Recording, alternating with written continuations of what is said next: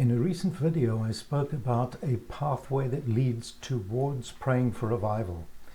It's a pathway of 5 stones, and the 4th stone was this: revival will draw attention to God's glory. It will draw attention to God's glory. And praying on that stone takes us into one of the most exciting and life-changing areas of prayer. It takes us into conversations with God about his glory. We know that before the Israelites had a temple or a tabernacle, they had what Moses called a tent of meeting. In their journey from Egypt to the promised land, whenever they camped, that tent was set up outside the camp, and anybody could go there and inquire of the Lord. But when Moses went there, an amazing thing happened. The pillar of cloud that veiled God's presence would come down to the tent entrance, and Moses would have face-to-face talks with God. It was so amazing that whenever people saw Moses heading there, they stood at their tent doorways to watch and then worshipped as the cloud descended. That's in Exodus 33. Those encounters must have been quite amazing, but they weren't enough for Moses. He longed to know the Lord more. So during one of his mountaintop visits with the Lord, he put his longing into words. Now show me your glory. Exodus 33:18. That's what he asked God for.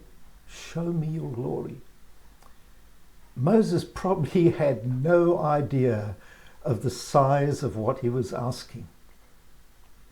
He was speaking to one who is immense beyond all human understanding or imagination.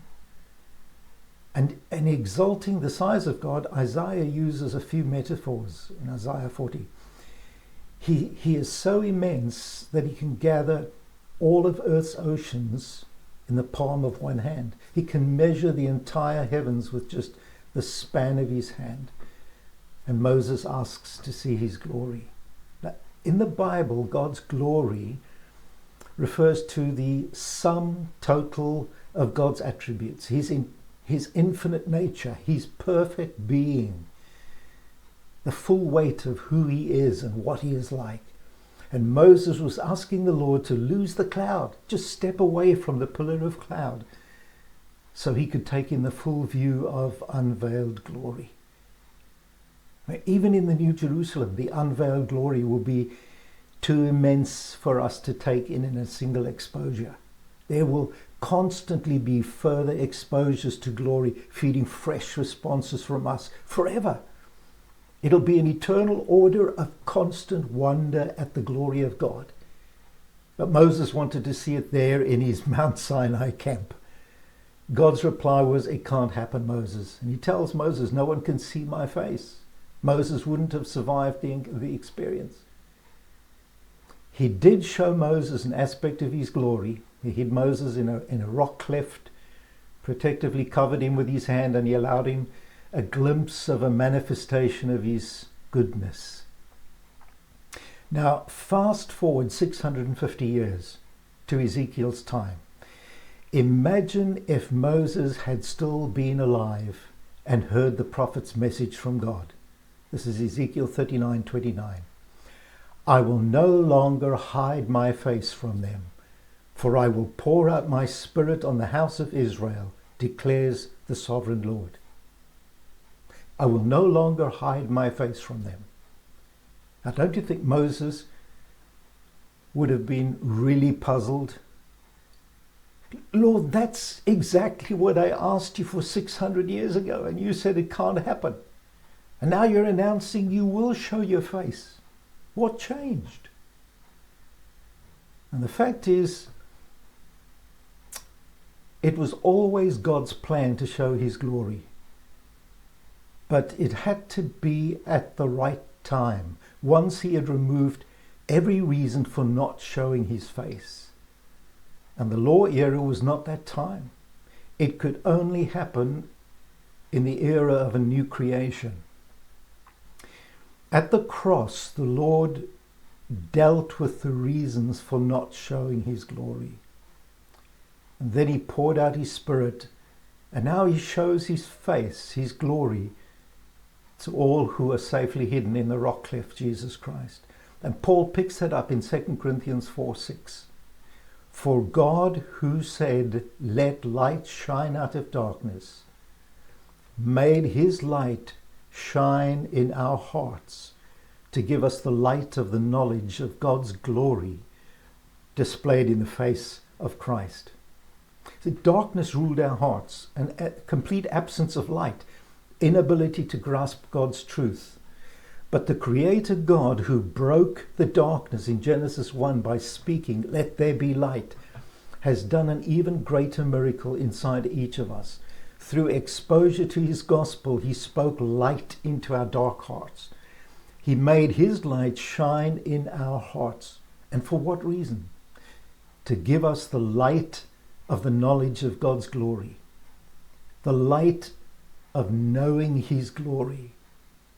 And the gift of light from God has freed our hearts, has made it possible for us to know his glory displayed in Christ. Not a full, immediate exposure to unveiled glory, but the grace to see more clearly and deeply the beauty of who he is and what he is like. It's more than an increase of information. It's a growth of insight and understanding through the Spirit and the Word. And growing in that grace has a powerful spillover into a few exciting areas of life in Christ. But we won't visit those now. They're important enough for a separate video. The point of the entire narrative of creation and redemption is God's glory. Romans 11:36, for from him and through him and for him are all things, to whom be the glory forever. God has reserved the climax chapters of the narrative for when we arrive home with him forever. That's when God will open up the climax chapters of exposure to his glory. But in the lead up chapters, the chapters we're living in now, there is so much about glory that the Spirit wants us to know. The Father, Son, and Spirit aren't living in separate rooms, each absorbed in their own agendas. They are in perfect union. And the ongoing conversation in the Godhead about making glory known, which is the point of creation and redemption, must be charged with pure joy beyond anything we can imagine. The amazing thing is that our union with Christ brings us into that conversation. We get to celebrate and talk with the Godhead about the knowing of glory. And it's a conversation that must include our longing to know his glory more. So we do what Moses did when he was hungry to know God's glory. He put it into words. Show me your glory. Because of the cross and the gift of the Spirit, God's response to our hunger to know his glory is different to the one he gave Moses. When God called Israel through the prophet Hosea for Israel to come back to him, he told them, take words with you and return. Hosea 14:2. Take words with you, not animal sacrifices, but words. Take words with you and return. God wanted to hear them express their hearts to him.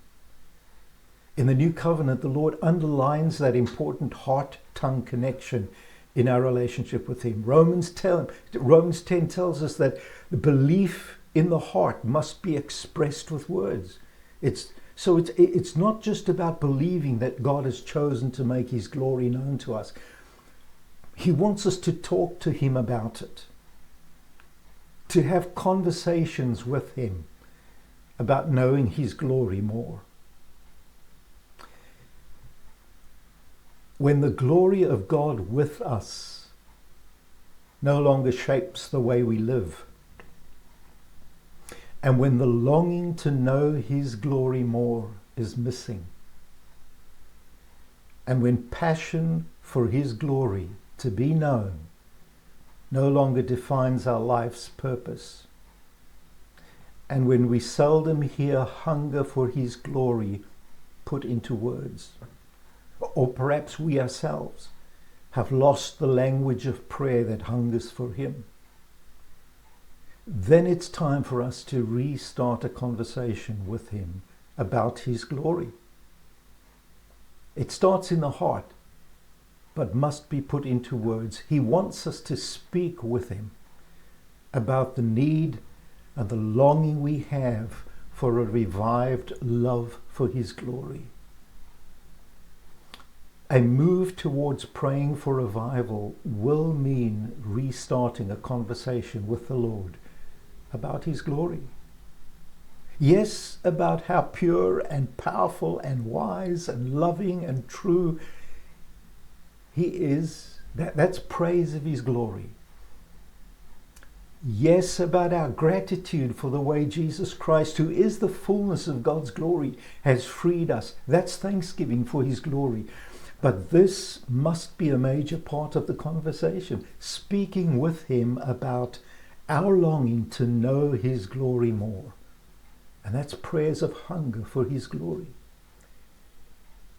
I encourage you to carve out some focused time for conversation with the Lord about this longing, and let it grow into an ongoing conversation with him throughout the day. Put it into words. The prayers don't have to be long or fancy, but they should express the heart's love for and longing for his glory. It's not just a longing for ourselves, but a desire for conversations with the Lord about his glory to spread through his church, and for his glory to become the headline news and topic of conversation in our communities. That will happen in revival.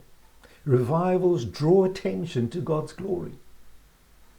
So we continue to move along that pathway towards praying for that revival.